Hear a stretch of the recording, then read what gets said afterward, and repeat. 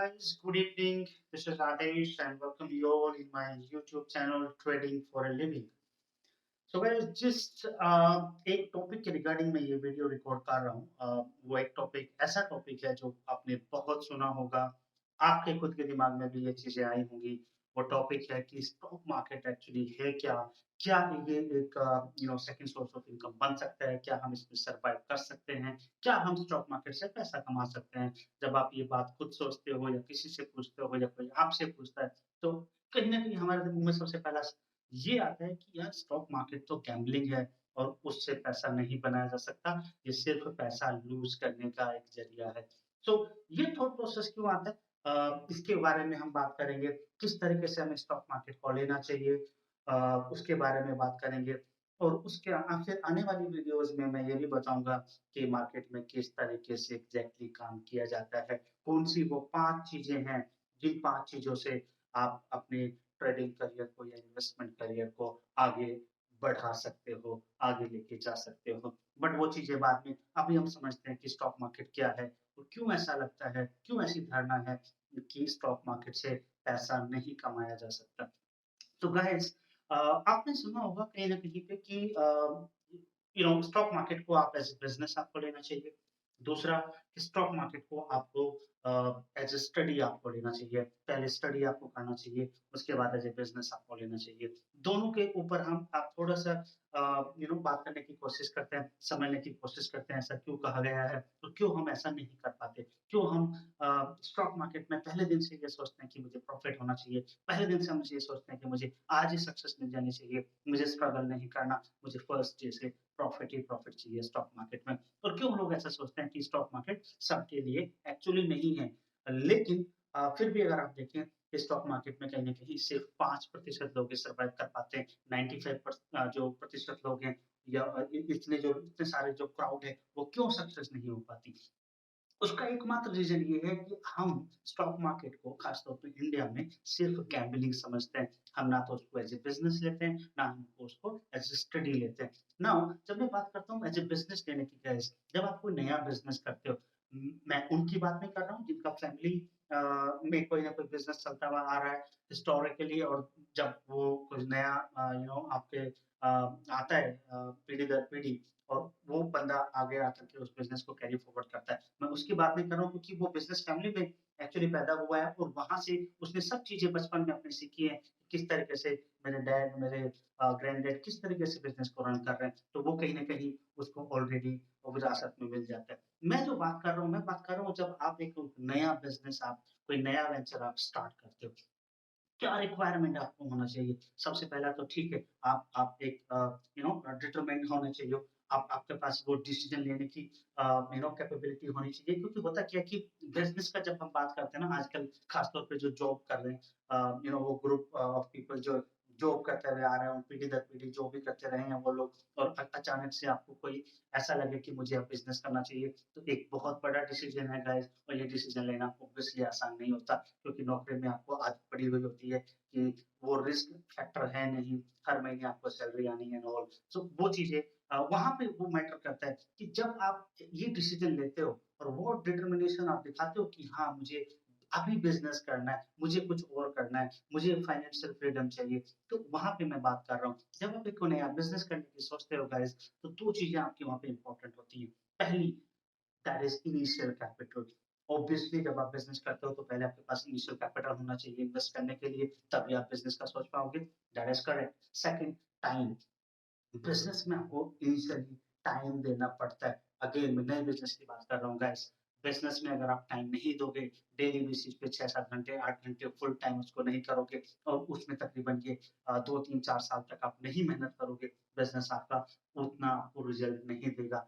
हर कोई चीज़ टाइम माँगती है। Waiting period is far more important then the other processes guys. जो रिजल्ट की आप बात करते हो, इनिशियल कैपिटल की बात करते हो, वेटिंग पीरियड सबसे ज़्यादा इम्पोर्टेंट होता है। तो वहाँ पे वो टाइम आपका इम्पोर्टेंट हो गया। तो 2 फैक्टर निकल के आए गाइस। पहला factor initial capital, second factor आपका टाइम, टाइम इन्वेस्टमेंट। नाउ दूसरा हम बात करते हैं एज़ अ स्टडी। जब आप स्टडी करते हो गाइस, क्योंकि ये भी बोला जाता है कि मार्केट को आप एज़ अ स्टडी ट्रीट करो और फिर वो आपके लिए बिज़नेस बनेगा। ना स्टडी की जब हम बात करते हैं, कोई आप हायर एजुकेशन के लिए जाते हो, वो चाहे बीबीए, एमबीए है, बीटेक, एमटेक है, बीसीए, एमसीए है, कोई और भी डिग्री है, बहुत सारे डिग्रीज़ हैं, जहाँ पे आप उसको पढ़ने के लिए जाते हो, वहाँ पे भी आपको सबसे पहले कैपिटल की रिक्वायरमेंट होती है, आपकी फैमिली लगाती है, आप लगाते हैं, कैसे भी आप करते हो, लेकिन उसके लिए कैपिटल चाहिए होता है, आप सभी लोग जानते हो। लेकिन वहाँ पे क्या होता है कि वहाँ पे कोई दूसरा सवाल करने को नहीं होता कि आप ये कोर्स कर रहे हो या ये डिग्री लेने के लिए पैसा खर्च कर रहे हो, क्यों कर रहे हो? गारंटी तो नहीं है कि आप इसको करके जो आपका जिस तरीके का आपने सोचा है वो जॉब मिल जाएगा या जो पैकेज अपने दिमाग में लेके बैठे हो आप वो मिल जाएँगे। क्या आप सक्सेसफुल हो पाओगे? ऐसा कोई गारंटी नहीं है। कि फिर भी वो बंदा वो कैपिटल वहाँ पे डाल देगा। ऑब्वियसली डालना भी चाहिए क्योंकि कहीं न कहीं आप कुछ सीख रहे हो।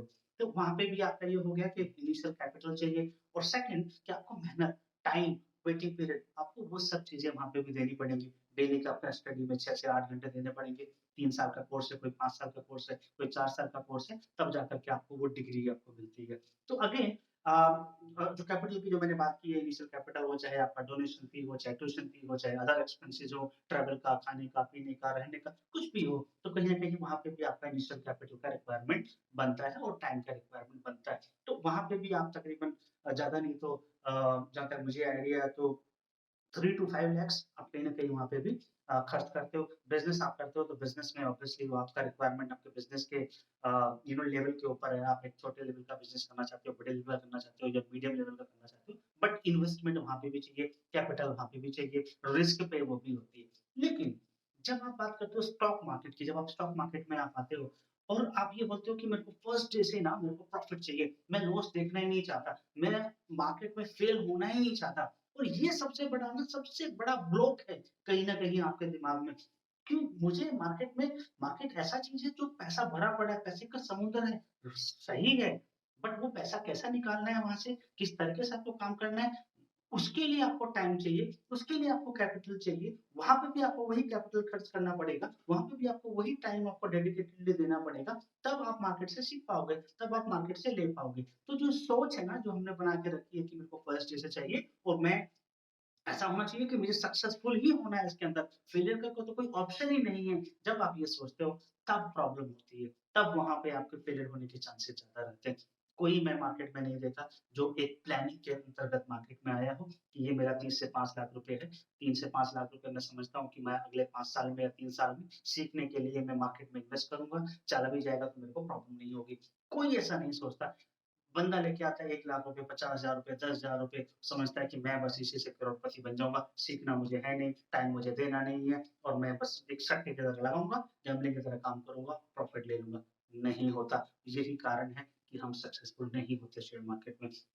तरीका क्या होता है गाइस, आप सबसे पहले जॉब करते हो, कैपिटल जोड़ो, कैपिटल 3 से 5 लाख रुपए जो भी आपको लगता है रिक्वायरमेंट है आने वाले 3 से 5 साल में, वो पैसा आप जोड़ो। उसके बाद टाइम निकालो, टाइम दे सकते हो जॉब के साथ में या फिर आप नहीं कुछ कर रहे हो, तो ऑब्वियसली दे सकते हो।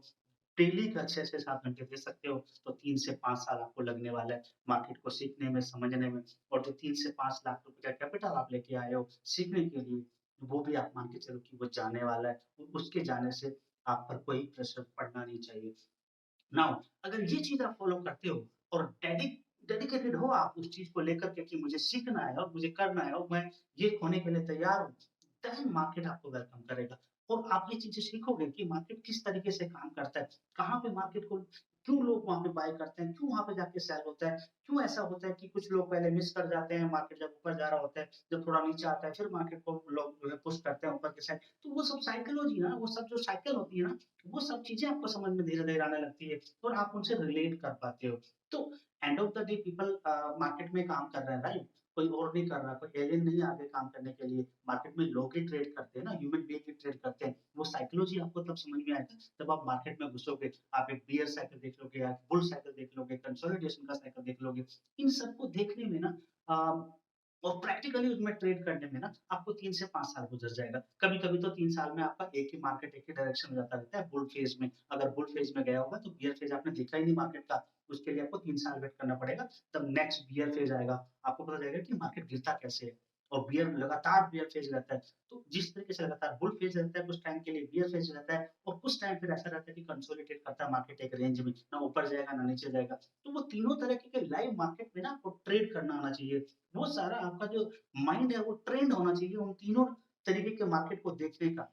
जब आप इन तीनों तरीके का मार्केट को देख लेते हो और तीनों में ट्रेड कर लेते हो, तब आपको समझ में आता है कि नेक्स्ट जो आपका ये शुरू होगा कोई भी run, bull run, bear run, consolidation, वहाँ पे कैसे आपको काम करना है।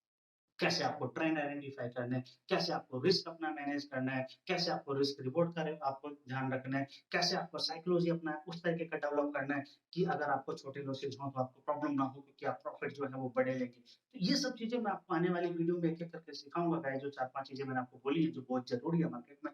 बट इनिशियली आपका जो प्लान है ना, जब मार्केट में आप आते हो ना, जो आपका प्लानिंग के अंतर्गत आपको आना होगा, उस तरीके से आपको मार्केट के अंदर आना होगा कि हाँ, मैं मार्केट में आ रहा हूँ, 3 से 5 साल देने वाला हूँ, इतना कैपिटल लेके आ रहा हूँ, इसके खोने से मुझे डर नहीं होगा क्योंकि मैं सीखने वाला हूँ, मैं इसको एज़ अ स्टडी लेने वाला हूँ, मैं इसको एज़ अ बिज़नेस लेने वाला हूँ और उसके बाद मुझे पता चलेगा कि क्या मैं वहाँ पे उतना काम कर पा रहा हूँ, क्या मैं मार्केट से पैसा ले पा रहा हूँ। बहुत सारे एग्ज़ाम्पल हैं मार्केट में जो बंदे बिल्कुल कुछ नहीं आता था उनको, बोलना नहीं आता था उनको, उनको पढ़ना नहीं आता था, लेकिन शेयर मार्केट में आज की डेट में वो ऊपर के लेवल पे बैठे हुए हैं guys. So it's all about the experience end of the day.